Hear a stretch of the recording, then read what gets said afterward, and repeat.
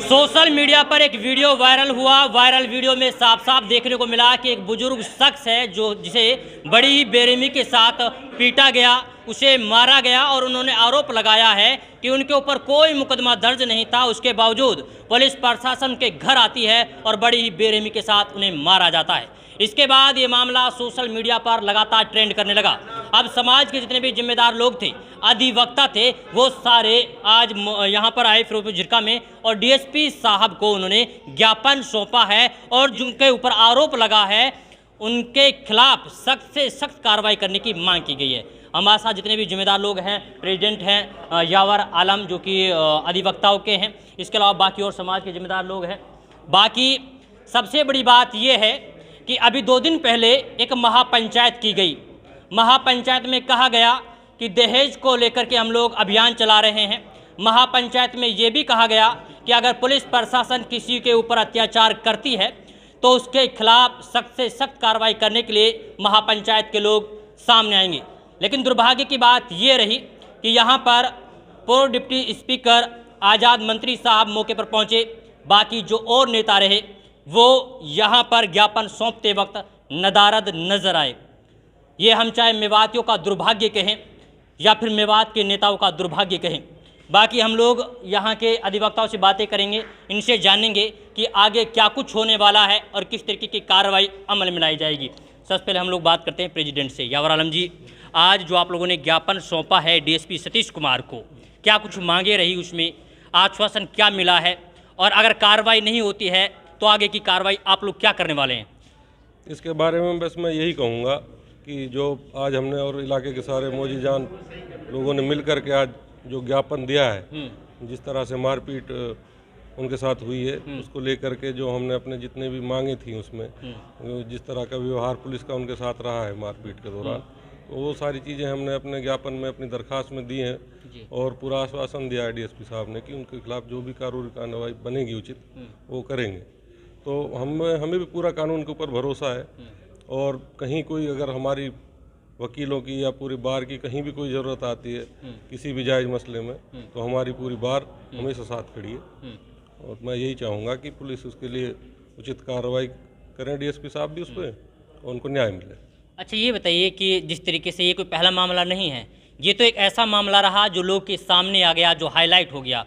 ऐसे बहुत सारे ऐसे केसेज हैं जिनमें नाजायज मुकदमा फंसा दिया जाता है, छोटी सी बात को लेकर के मारपीट की जाती है। अगर ऐसे किसी के साथ भी होता है तो एक अधिवक्ताओं की टीम, चाहे फिरोजपुर की बात हो, पुनाना की बात हो, नूह की बात हो या फिर मेवात इलाके की बात हो, तो एक अधिवक्ताओं की टीम क्या कुछ मदद करने के लिए तैयार है एक मजलूम के लिए? इस बारे में अगर इस तरह का कोई वाक़या होता है कि किसी चीज़ में पुलिस नाजायज़ किसी के साथ करती है तो उसके लिए कोई भी अपनी आवाज़ भी उठा सकता है। और रही बात वकीलों के सहयोग की, इसके लिए वकील हमेशा से पर्सनल लेवल पे भी तैयार हैं कानूनी मदद देने के लिए। पर इसके लिए एक लीगल एड के लिए सरकार ने भी बनाया हुआ है जिसमें सरकार की तरफ से किसी गरीब को जो कि मान लीजिए फोर्स नहीं कर पाता है, फीस वगैरह को अफोर्ड नहीं कर पाता है, कोई वकील नहीं कर पाता अपने लिए, तो उसके लिए भी न्यायपालिका ने व्यवस्था की हुई है। मतलब कानूनी सलाह के लिए आप लोग हमेशा तत्पर हैं? बिल्कुल जी। सलामुद्दीन जी, क्या लगता है, क्योंकि पुलिस से जुड़ा हुआ पूरा मामला है, क्या लगता है पुलिस सही इसमें कार्रवाई कर पाएगी नहीं कर पाएगी? देखिए, पुलिस हो या कोई दूसरा प्रशासन का कर्मचारी हो, वो तभी काम करता है जब समाज काम करवाना चाहता है। और जब समाज के इतने जिम्मेदार लोग जब आते हैं तो पुलिस को कार्रवाई करनी ही पड़ेगी। और अगर पुलिस कार्रवाई नहीं करती है तो हम वो दूसरा रास्ता अपनाएंगे। पुलिस के अलावा दूसरा रास्ता हमारे पास है, प्रदर्शन का रास्ता हमारे पास है, कोर्ट का रास्ता हमारे पास है, हमारे पास रॉड है, हम रॉड पर बैठ सकते हैं। ऐसा थोड़ी है कि पुलिस की अपनी मर्जी वो कार्रवाई नहीं करेगी। पुलिस को काम करना ही होगा अगर हम करवाने पाएंगे। इस तरीके के पुलिस ऑफिसर्स के लिए क्या हिदायत है आपके लिए? नहीं, आपकी तरफ हिदायत तो कानून ने दी है। हिदायत कानून ने दी है क्योंकि यहाँ जो है इस देश में संविधान के एतबार से चाहे कोई पुलिस का बड़ा अधिकारी है चाहे एक मजदूर है, सबके बराबर के हक हैं, सबको बराबर ज़िंदगी जीने का हक है, अपनी लाइफ को ईमानदारी से सम्मानपूर्वक जीने का हक है। किसी के सम्मान को कोई पुलिस अधिकारी ठेस थोड़ी पहुँचा सकता है। अगर वो ठेस पहुँचाएगा तो उसके खिलाफ भी कानूनी कार्रवाई होगी। तो पुलिस को अपने कर्मचारियों के खिलाफ कार्रवाई करनी पड़ेगी। चलिए, ये मैं कहूँगा कैमरामैन से दिखाएं सबको कि सारे लोग यहाँ पर आए हुए हैं एक उस बुजुर्ग शख्स की मदद करने के लिए, और जो लोग अभी तक नहीं आ पाए उनको शायद मैं क्या ही कहूँगा। जी, क्या नाम है आपका? नाम बताइए पहले तो। मेरा नाम उमर मोहम्मद है, उमर मोहम्मद जी। पाडला। उमर मोहम्मद पाडला जी, आपने वीडियो देखा, सोशल मीडिया पे वायरल हुआ और मुझे लगता है कि आप लोगों की बात भी हुई होगी उस हनीफ से जिसको एक पुलिस ने पीटा है बड़ी बेरहमी के साथ में। क्या है मतलब इनकी, क्या लगता है इसी तरीके के अत्याचार मेवातियों पर होते रहेंगे या फिर इस पर रोकथाम लगाने के लिए कुछ और भी कदम उठाए जा रहे हैं? ये जो वाकया है मेरे ख्याल से पहला नहीं है, ये बहुत पहले से, और ख़ासकर मेवात में जो पुलिस, जो भी कर्मचारी अधिकारी हैं, उनका रवैया एक तरह से बीच बीच में ये गलत अपना जो रौद्र रूप है उसको दिखाते रहे हैं। उस कड़ी में इस हनीफ को भी उसी कड़ी में लिया गया है, उसी में ये रौद्र रूप उन्होंने दिखाया है।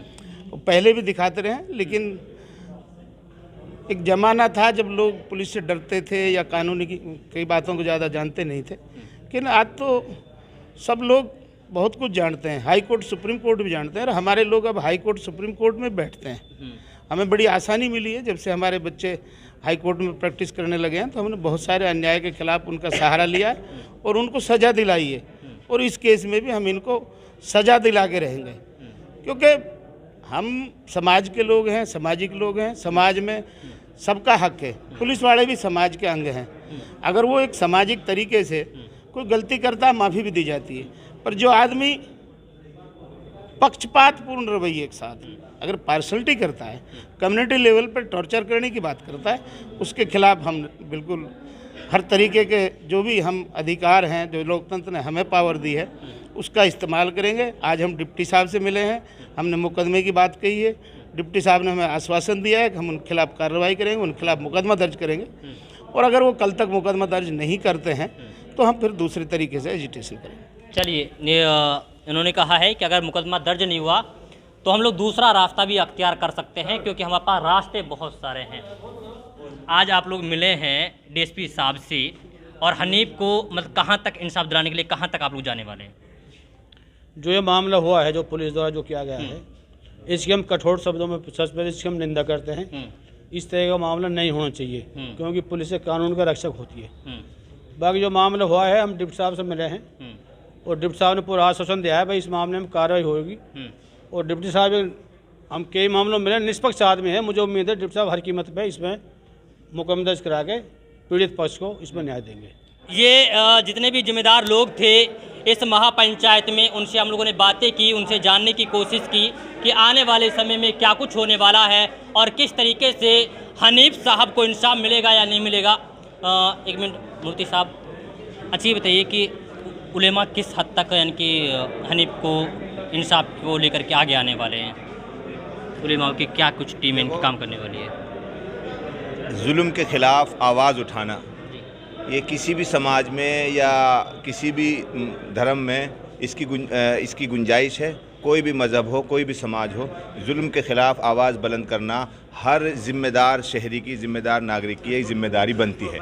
अब ये जैसा जुल्म हुआ है, पुलिस हमारी हिफाजत के लिए है।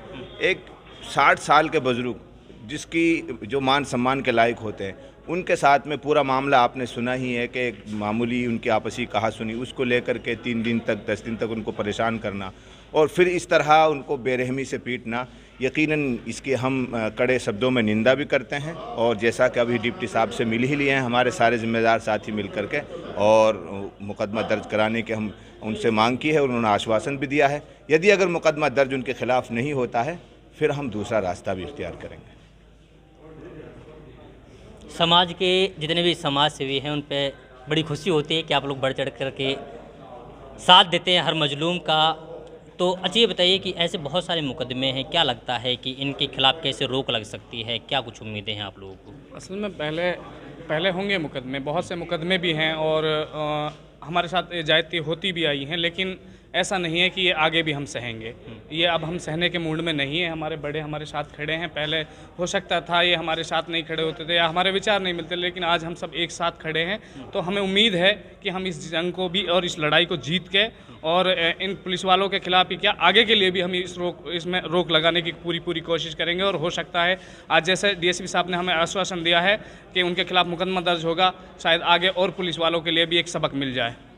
जब हम लोग स्कूल में पढ़ते थे तो एक पाठ पढ़ाया जाता था कि एकता में बल है, और लगता है कि अगर एकता बना के रखेंगे तो आप हर जुल्म के खिलाफ आसानी से आवाज़ उठा सकते हैं। खैर, इस पूरी रिपोर्ट को लेकर आप क्या कुछ सोचते हैं, आप अपनी प्रतिक्रिया कमेंट बॉक्स में जरूर रखिएगा। आई है, कंप्लेंट दे के गए हैं अभी, और इसकी मैंने SHO को मार्क किया है, तो उसमें जो भी रिपोर्ट आएगी अगर उसका कसूर है तो ज़रूर हम कार्रवाई करेंगे और जल्दी करेंगे। जनाब, इसमें जिस तरीके से मारपीट की गई है, इलाके की जो सरदारी है उनका पूछना ये भी है कि क्या इसमें कोई ऐसा अधिकार है कि किसी भी यानी कि बिना मुकदमे के किसी को मारपीट ये कोई पूछने की बात नहीं है, ऐसे किसी को अधिकार नहीं है कानून में किसी को मारपीट करने का, चाहे पुलिस वाला हो चाहे पब्लिक वाला, किसी को अधिकार नहीं है मारने पीटने का। आगे की क्या कुछ कार्रवाई होने वाली है? मैं बताया ना आपको, जांच करवाऊंगा मैं, भेजिए SHO के पास मार करके, और हम इसमें तुरंत अगर उसका कसूर है तो उसके खिलाफ कार्रवाई करेंगे।